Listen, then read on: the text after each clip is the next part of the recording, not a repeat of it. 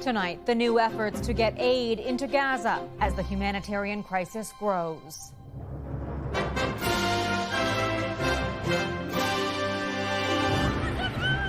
Delivering critical supplies to the enclave. The situation is so desperate that anything that we can get in helps. With no ceasefire in sight as Ramadan nears.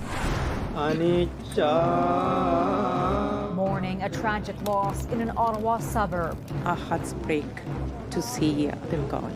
A community draws support as they seek answers. Plus, digging out from a winter whiplash. It's pretty crazy, almost like Snowmageddon. A punishing snowstorm pummels Newfoundland.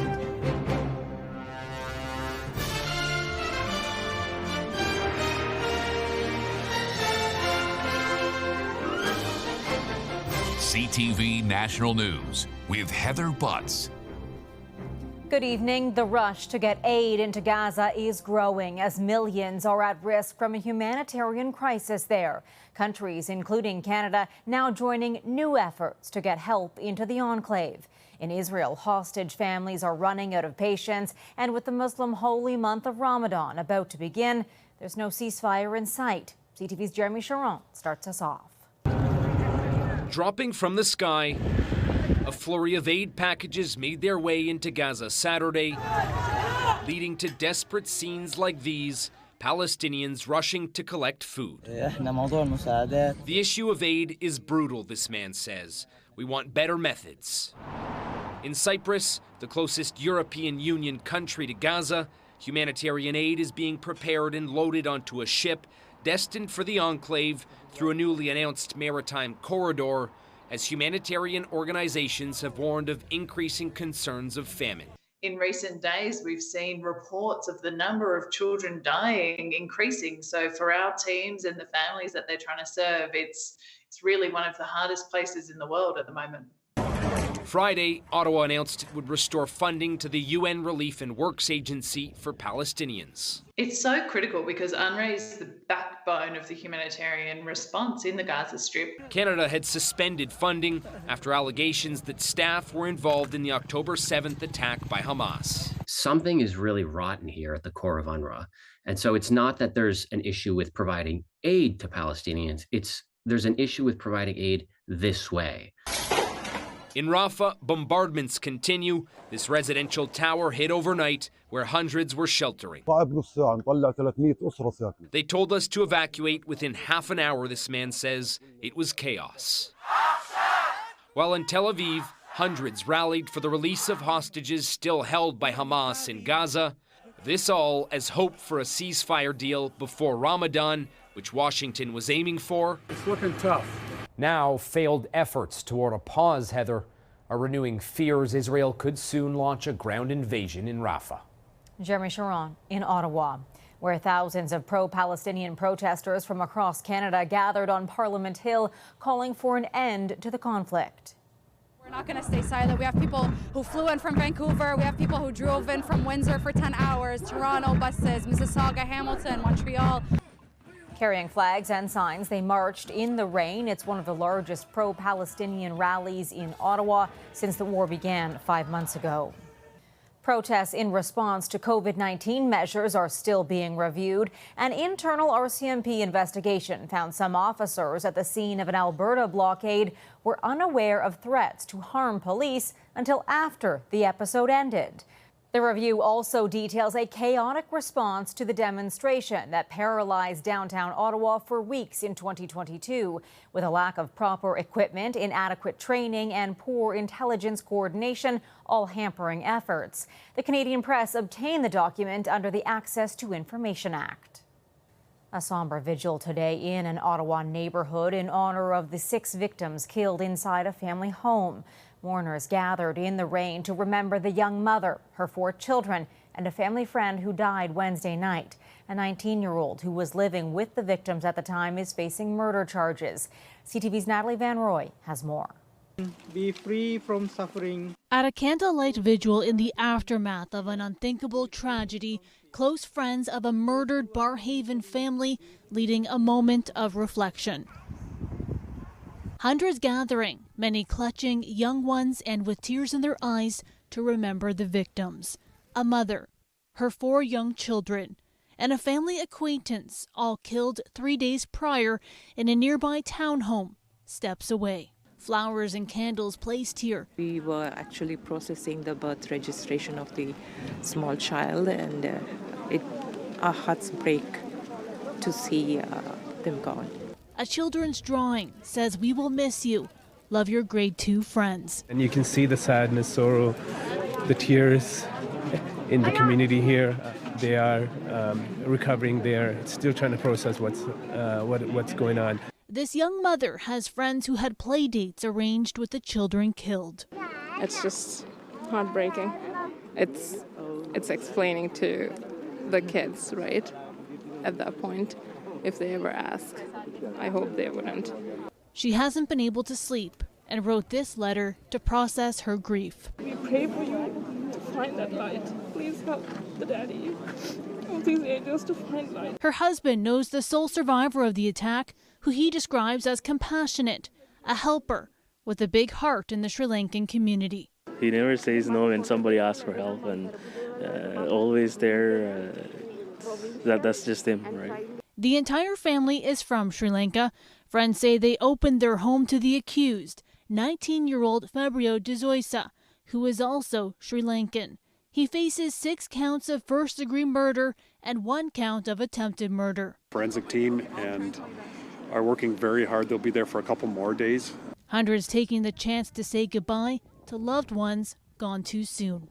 All day Saturday, people have been stopping by the property to drop off flowers and messages of support at a memorial outside the property that continues to grow. Meanwhile, friends and family continue to fundraise for the family to raise money for funeral costs and to send the bodies back to Sri Lanka. Natalie Van Roy, CTV News, Ottawa. A lingering winter storm has walloped parts of eastern Newfoundland, dropping more than 75 centimeters over a 2-day period. It has caused several cancellations and closures. It's the second storm to bury parts of the region in less than a month.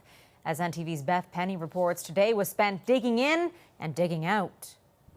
There's a car under there, somewhere, buried under more than 70 centimeters of snow in downtown St. John's. Right now we have about a full car length left to shovel until we even get to the road, and it's up past the doors of the car, so we're going to be here a while today. The storm rolled into the region Thursday evening, and the snow just kept falling. By Saturday morning, residents in eastern Newfoundland were faced with clearing massive amounts of snow. The capital and surrounding areas buried under roughly 75 centimeters. All city facilities are closed and buses canceled. It's pretty crazy, almost like Snowmageddon. That's something a lot of people are saying. Today's scene reminding many of the record-breaking blizzard back in January of 2020, a storm so fierce it was given the nickname Snowmageddon. The Canadian Armed Forces were sent in, and the city of St. John's was in a state of emergency for about a week. But this video of people snowmobiling down the road is from Friday night. This latest storm to slam the region brought the city to a standstill and had some taking advantage of the quiet streets. And you can see how selfless people are in the St. John's area today. We spoke with a number of people who aren't just working to get themselves dug out, but they're helping their loved ones and neighbors as well. I think we're going to go shovel out my grandmother and then probably go help his parents shovel too, so we're going to be at it all day. All of the residents have either been helping each other or been asking to help each other. And that's what we have been doing as well. How about that house over there? That house. And what kind of response do you get from your neighbors when you help them out like that? One of my neighbors actually gave me a Tim's gift card, so that was nice. And this likely isn't the last time people will be tasked with snow cleanup. The Avalon Peninsula could be in for more snow late Monday into Tuesday. Beth Penny, NTV News, St. John's. Intense rainfall swept across the United Arab Emirates, flooding roads and disrupting flights at the world's busiest international airport. Nearly 50 millimeters, or almost half the country's yearly average rainfall, fell in Dubai over 6 hours. The rare deluge overwhelming parts of the city, bringing traffic to a crawl and partially submerging vehicles. A criminal investigation is underway tonight into the mid-air blowout of a door panel on an Alaska Airlines flight. Crew and passengers on board the Boeing 737 MAX are reportedly being contacted by the U.S. Department of Justice. Alaska Airlines says it is, quote, fully cooperating, and it doesn't believe it's the target of the investigation. A preliminary report into the incident found that 4 bolts had not been installed on a panel covering an unused door, allowing it to rip off. The rematch for the White House unofficially kicked off today in the critical swing state of Georgia, and both President Biden and former President Trump came out swinging. Our freedoms are literally on the ballot this November. Donald Trump and the MAGA Republicans are trying to take our freedoms away. 100 kilometers away, Trump didn't hold back at his first rally since dominating the Super Tuesday primaries. The most incompetent president we've ever had. The worst president, the most incompetent, and the most corrupt. Biden won Georgia by less than 12,000 votes in 2020, and it's expected to be a tight race again this November. Ottawa has capped the annual alcohol excise tax increase at 2%. The finance minister also announced some tax relief for local craft breweries today. The Liberals and Conservatives are putting Canadian businesses on the agenda as they battle for corporate support. CTV's Colton Prail reports. In his first speech to Canadian business leaders, Pierre Poilievre isn't mincing words. They have been utterly useless. The Conservative leader delivered a full-court press against big business lobbyists, while hammering home his support for hard-working Canadians struggling under the weight of an affordability crisis. They have no backbone and no courage, and they don't fight for their workers.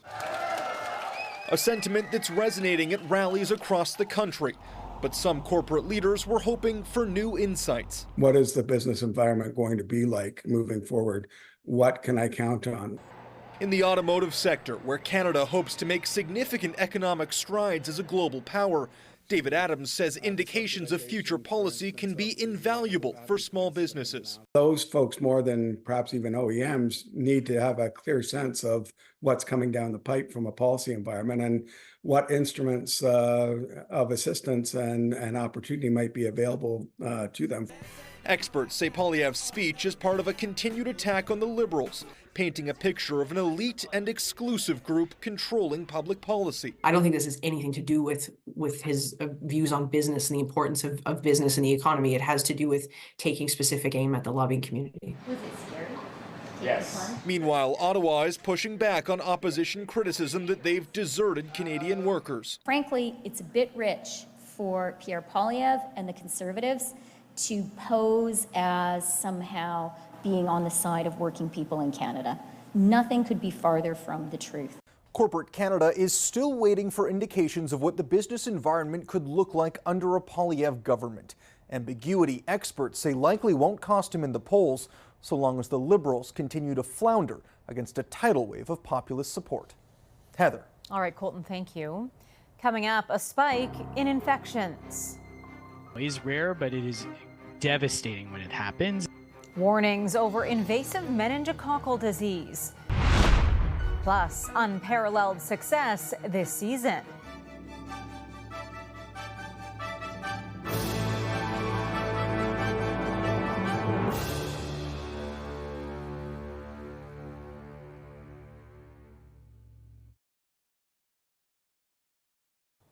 The spike of a life-threatening disease circulating in Canada has health officials sounding the alarm. The most common and deadly strain of meningitis B is rare, but can infect the brain and spinal cord.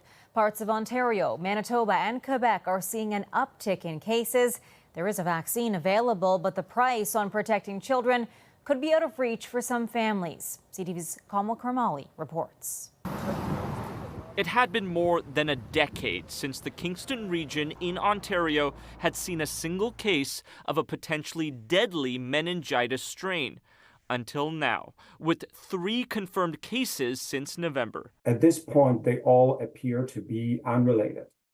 So this is a statistical anomaly. 3 cases of the invasive meningococcal disease, or IMD, while Manitoba Public Health said it's seen 11 cases since last Christmas, when it usually averages 6 per year. And in February, health officials in parts of Quebec confirmed 2 cases, one of them resulting in death. Is rare, but it is devastating when it happens. Health Canada says there are roughly 200 cases per year. The disease affects the brain and spinal cord, with up to 10% of those dying. We were blindsided. Nori Matthews' teenage son, Kai, died in less than 2 days of contracting the meningitis B strain. It's surreal when I talk about the fact that he was, 19 at the prime of his life, and meningitis B took his life away in 30 hours. Right now, a vaccine is available, but costs more than $300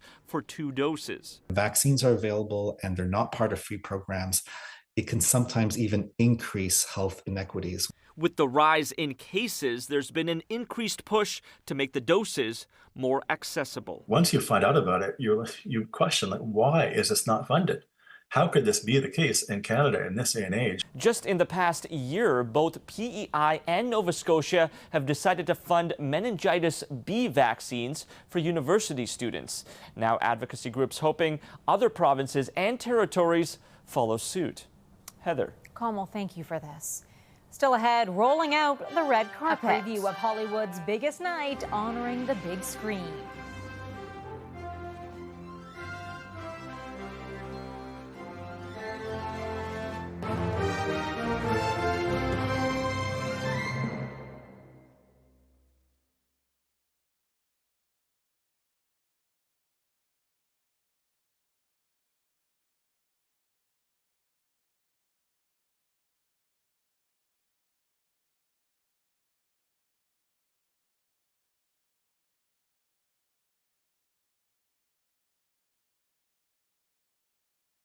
The biggest night in entertainment, the Academy Awards, are tomorrow, and this year's Oscars are bound to bring some surprises and, as always, a few upsets. E-Talk's Tyrone Edwards is in LA. What are some of the big moments people will be looking for tomorrow night?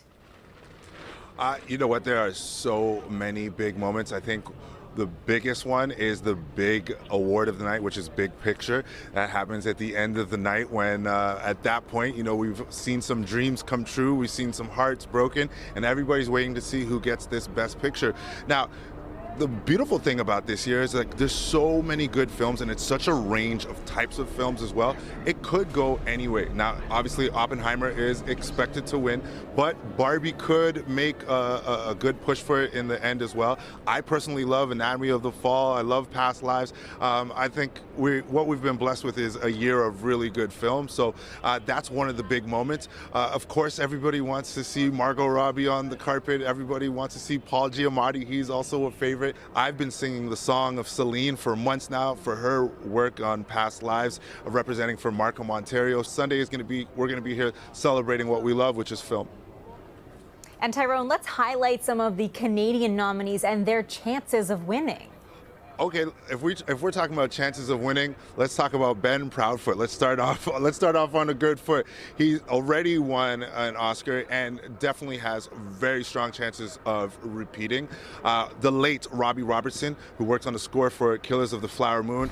We have people like Martin Scorsese singing his praises and just talking about how enjoyable it was to work with him yet again. His wife will be in attendance to represent for him, so that is definitely another good contender. Tyrone Edwards joining us from LA. Well, a spectacular sight on the soccer pitch sent this Canadian crowd into a frenzy. He could have run 60, 70 yards unopposed. Insigne! Lorenzo Insigne has done it again! A long-range rocket unleashed by Lorenzo Insigne propelled Toronto FC to a 1-0 victory over Charlotte FC in its home opener. This next story drew a lot of fans as well when hundreds of unexpected guests stormed a golf course in Australia. It is a fair income stampede.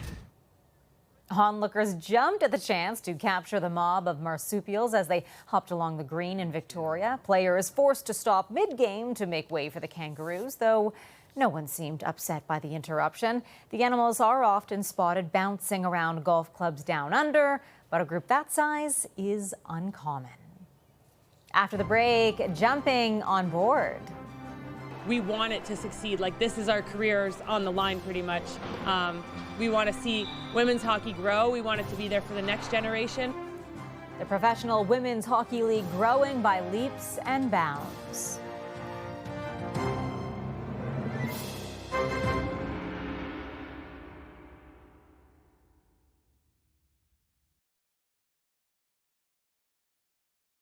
The journey has been long, but the hype surrounding the Professional Women's Hockey League is proving it's been worth the wait.